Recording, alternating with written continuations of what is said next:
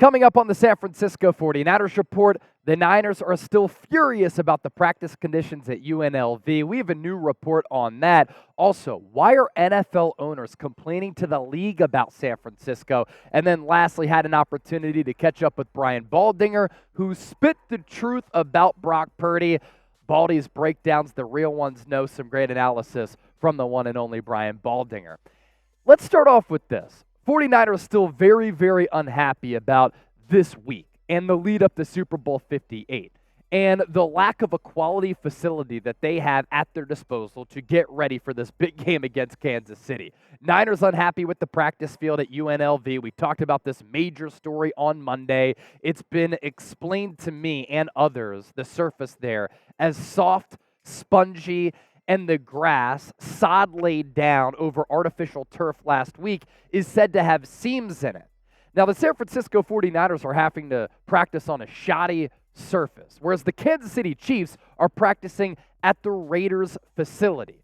And I have explained here on the show why I think this is a pretty big deal for San Francisco. The Chiefs don't have to deal with any of these issues, and now the Niners do.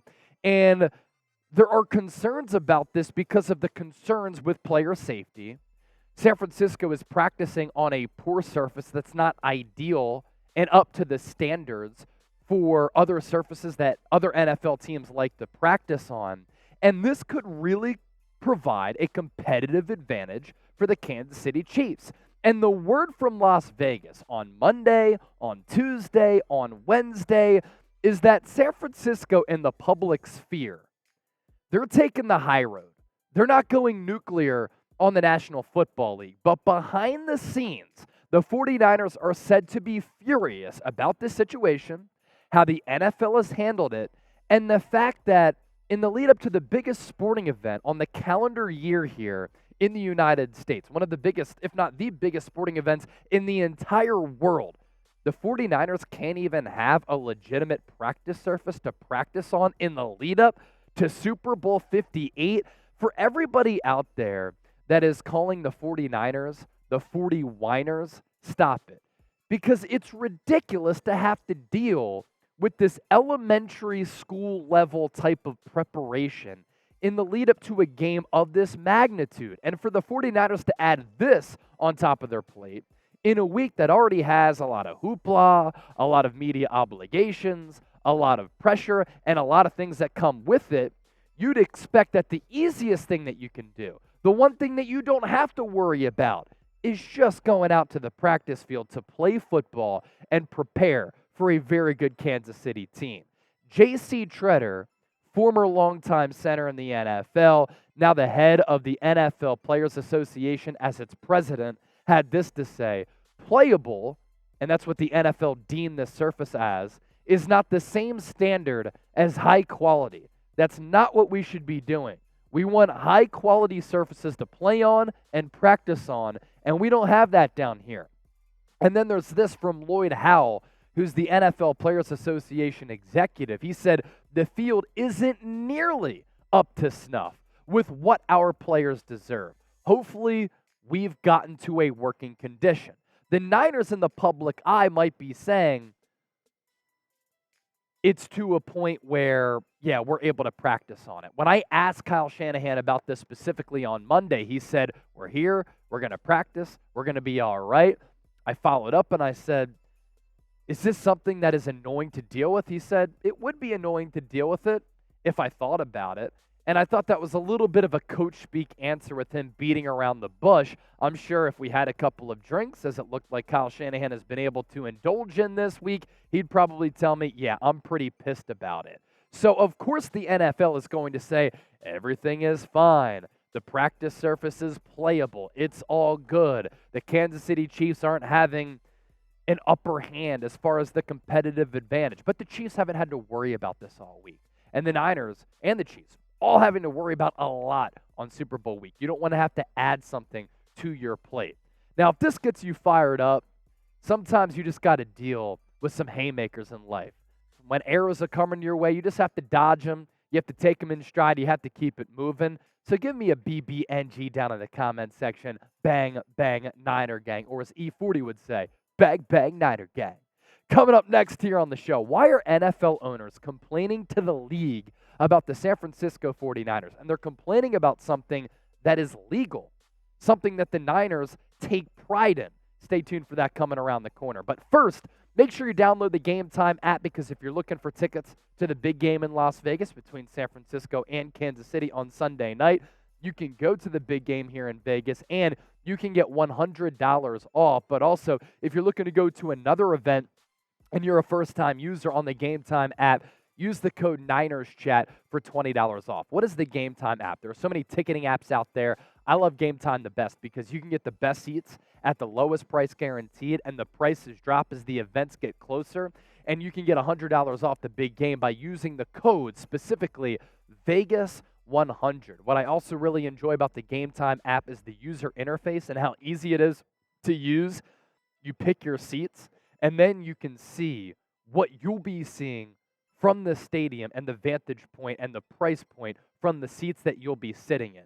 Now, you don't just have to go to a football game. You can go to another sporting event. You can go to a comedy show, concert, because I'm a big comedy and music guy. Blue Man Group is huge in Vegas. There are Blue Man Group tickets available on the Game Time app as well. We'll put that information down for you in the comments section as well as in the description of this video. Story number 2 of the day from Super Bowl Radio Row in Las Vegas. NFL owners complaining about the Niners. And it comes down to the compensatory pick formula, which the NFL put in motion back a couple of years ago. Let's set the foundation here. The NFL created a rule to reward teams a few years ago that develop minorities in coaching as well as front office roles across the NFL.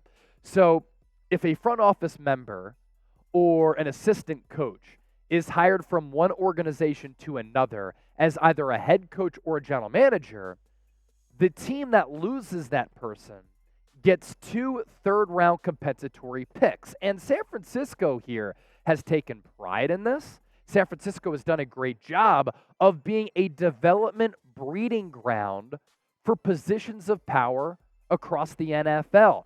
They've developed head coaches, and Kyle Shanahan has a great eye for coaching talent. But John Lynch also has a great eye for developing front office talent. And when you're a really good team like the Niners are and have been, 3 straight NFC titles, 4 NFC championship games over the last 5 years, you're going to have front office members poached. You're going to have members of your coaching staff plucked away because other teams are trying to get that secret sauce from San Francisco. And the Niners here have the secret sauce as far as player drafting, player development, signing the necessary players in free agency. But here specifically, some of the Niners minority hires in recent memory, you have Robert Saleh going from defensive coordinator to being the Jets head coach. That's 2 third-round comp picks going the way of San Francisco. Marty Mayhew became Washington's general manager. Mike McDaniel, Dolphins head coach. Rand Carthon, Titans general manager. And then DeMeco Ryans last offseason, he became the Texans head coach. So on all 5 of these hirings here, the Niners have been able to get back a total of 10 third-round compensatory picks. And that's really valuable draft capital. Here's the thing, though, and this is why I take an issue with NFL owners complaining about it. This rule is opened up for all 32 teams in the National Football League. So Seth Wickersham with a great article on Kyle Shanahan and with this little tidbit that owners are peeved about this issue. It's hilarious to me. Wickersham reporting this, that owners have complained to the league office about the sheer number of compensatory picks the Niners have received for serving as a pipeline for coaches and executives of color. Owners are complaining because they can't do what the Niners have done and are doing. That's my translation for that.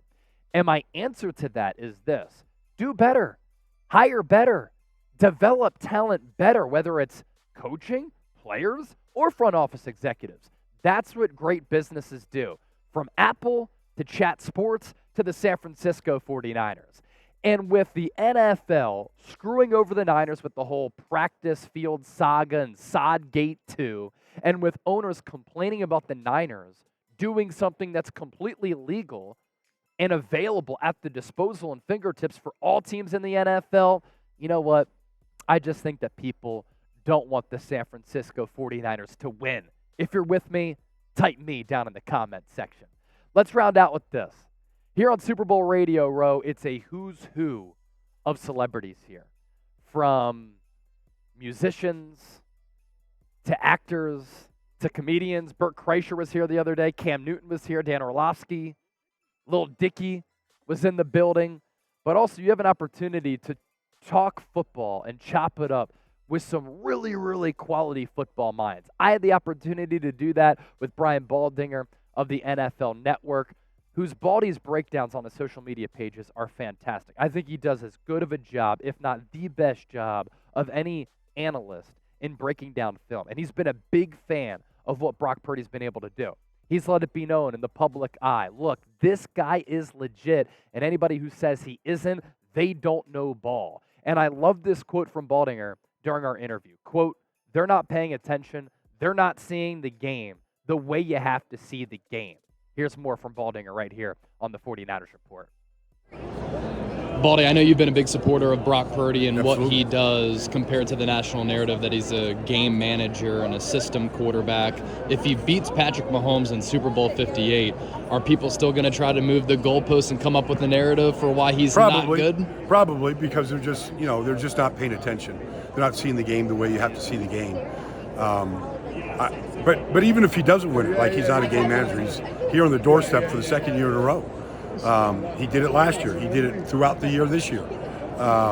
They've overcome injuries. Like he's the real deal. And so I call him the silent assassin. He's got a great chance of winning this game. He's going up against one of the great tactician defensive coordinators we have seen in our lifetime.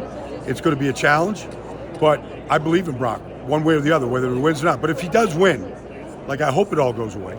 Timing, touch, accuracy, processing, are those the things that you see that lead you to believe that he is From day legit one. and what he's doing is legit? From day one I saw it. I saw it against Miami when he stepped in. I saw it in mop-up duty against Kansas City in Week 7 last year. I saw it in his first start against Tampa. I saw it throughout the year. I saw it all year long. It's amazing he came back from major surgery and didn't skip a beat and played at the highest level. Higher level than anybody else that's playing the game today. Like, that's not a mirage. That's not a system. That's not because McCaffrey's in the lineup or Debo. Like, this guy's making those.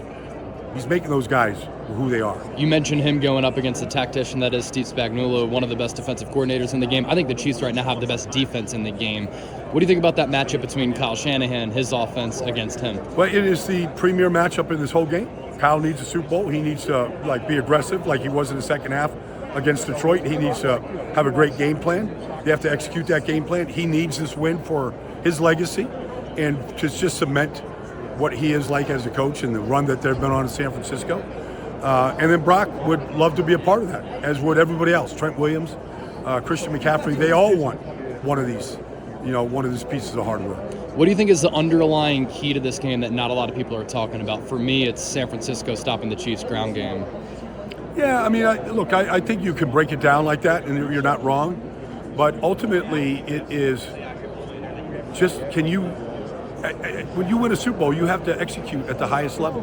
Can you execute? And it's everything. It's kickoff returns, it's punt team, it's everything. Can you execute as a team at the highest level? Because if you don't, the other team's going to find a way to beat you. And I hope everybody's been enjoying our content right here on the 49ers Report, from interviews with coaches to players, long-form content, short-form content, interviews like that with Brian Baldinger. Still going to link up with a couple of Niners content creators from here on out until the end of the week, and still some player interviews to come here on the show as well. This is the standard for Niners Talk on YouTube, and I've been sharing a lot of my thoughts, a lot of my reporting, a lot of my observations and takeaways this week on my social media pages, so make sure you give me a follow on X, formerly known as Twitter, at Chase_Senior. I'm on Instagram as well, that same handle, at Chase_Senior.